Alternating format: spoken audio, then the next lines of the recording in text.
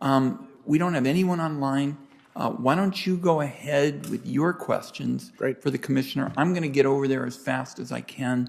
I think Senator Crapo may have to stay a few more minutes. I'm going to return, and I think I can get there by the end of your 5 minutes. Great. Thank you very much. If necessary, I'll filibuster. Wonderful. Thank you.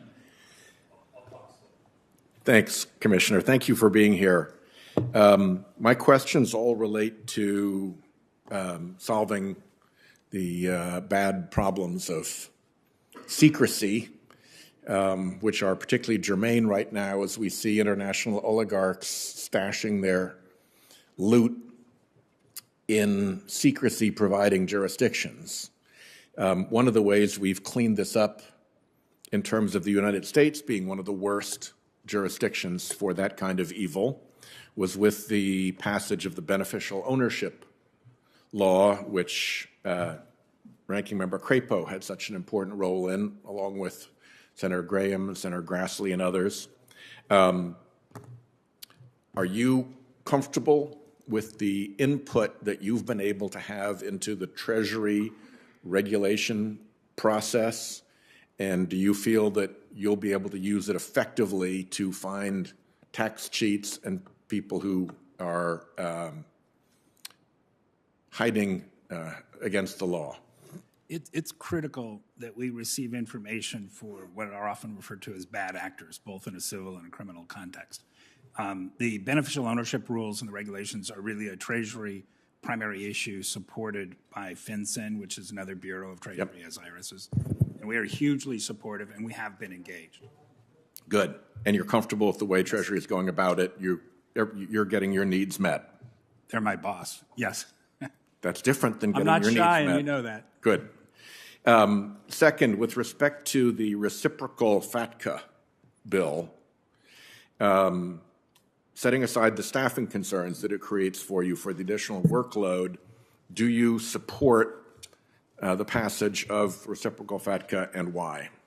Absolutely. And when FATCA was passed, we committed to our partners, exchange partners around the world, that we would pass a similar provision with respect to reciprocal FATCA. And it has not occurred yet. And so we are receiving information from them, but U.S. institutions are not providing that information. And so, I am a believer in transparency where transparency is appropriate. And in the FATCA arena, I think that it's proved that. Great.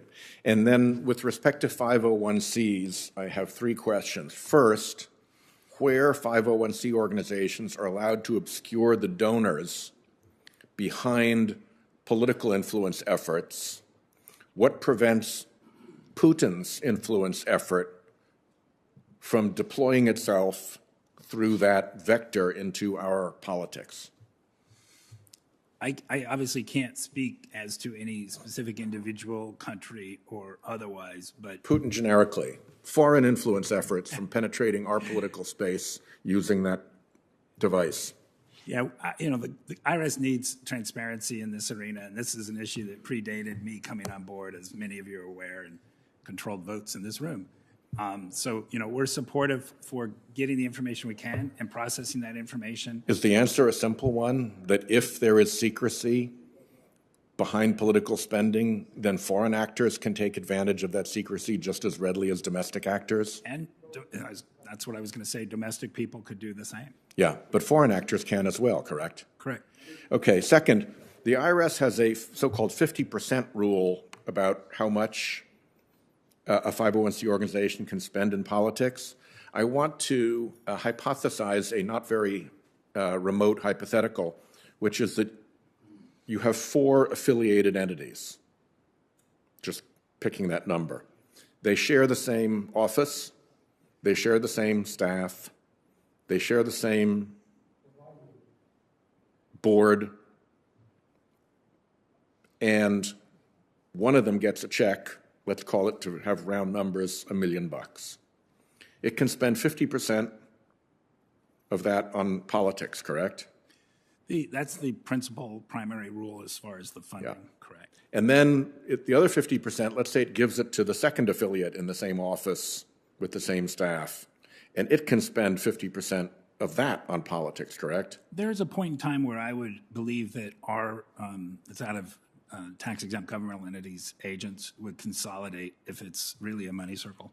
Could you tell me We if would have that's to, we ever would have to be able to happened? identify that there's a relationship. Could you tell me if that's ever happened? That's a question for the record, because what I Ask think that, yeah. is that they are organizing so that you get 50% in the first bite, 25% in the second bite, 12.5% in the third bite, 6 point whatever it is in the fourth bite, and when you add it all up, 90% of the money has gone into politics in plain violation of the spirit of the rule, and the IRS, I don't think, looks at that. So please, I could not tell look you at whether that. it happens.